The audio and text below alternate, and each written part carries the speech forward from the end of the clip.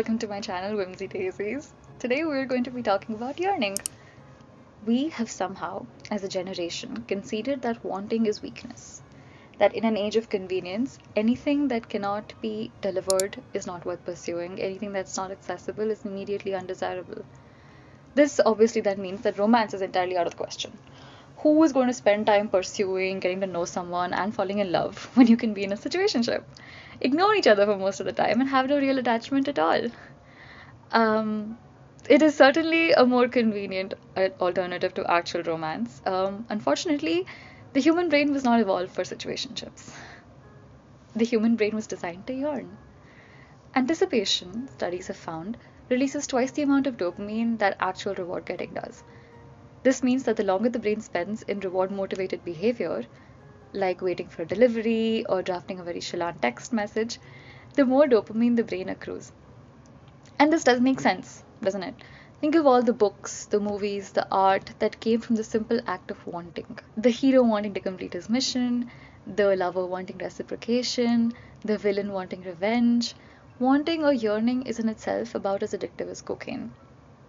They light up the same part of the brain, by the way. It is interesting, therefore, how modern culture, in the face of this biological motivation, has evolved to reject yearning.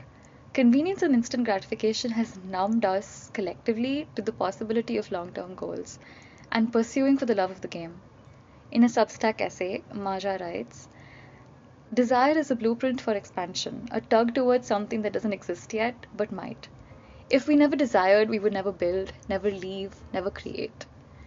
Imagine the opposite. A world where no one wanted more. No bridges, no love songs, no rebellions, no symphonies, just flatness. Okay, so yearning is important. This we understand. But why?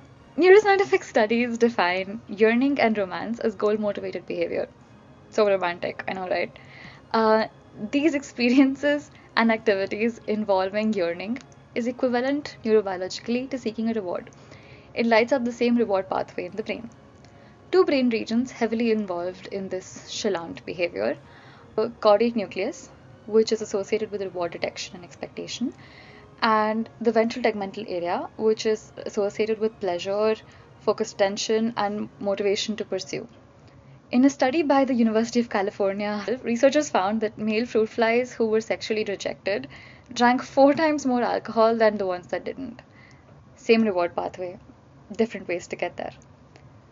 Disclaimer, I am not encouraging alcoholism here. The point I'm trying to make is that the human brain has evolved to seek dopamine, one way or another. While romantic love specifically has not been identified to have a unique neuronal pathway yet, apart from the goal-directed behavior one, yearning can be broadly used to encompass both. Let's define yearning. Yearning is the intense longing for a desired outcome that motivates specific behaviors towards achieving that outcome, which someone with entirely unromantic notions may say is the same thing as goal-directed behavior. My only contention with this idea of yearning in romance is that yearning is then limited to only romance. Why can't we yearn for more than a person? For instance, at the moment I yearn for pani puri, a cat, and a house of my own. Obviously, I can get none of these things immediately. I could get a cat immediately, but that would mean staying in one place, which I can't do right now. Right. But I can work towards having them one day. That is what yearning entails, anyway. Anticipation. Let your goals light up the same part of your brain that cocaine does. And why not? Let's see this way. Okay. Brain bored. Brain sad. Brain needs something to think about. Anticipate for dopamine. Brain yearn for goals. Person give brain goals to yearn for. Brain produce double dopamine. Important caveat, this only works when you actually believe yourself. You can't say you're going to finish 4 books in a week and then never open a page. Yearning means incrementally actually working on what you're saying you're going to work on. So once you finish the first 2 chapters, you will be more motivated to finish the book and the next. I think James Clear in Atomic Habits calls this habit stacking. So when you do a smaller habit towards your goal, you then incrementally keep moving it up. So you're basically increasing difficulty habit by habit, and you work towards your goal that way. Step one, build trust with yourself. Actually do the things you say you're going to do. Step two, build goals worth yearning for. An underrated thing that I think most people forget about the brain is that it's a muscle. Whatever you exercise will grow stronger. This means thought patterns, routines, perspectives, self beliefs, beliefs about the world.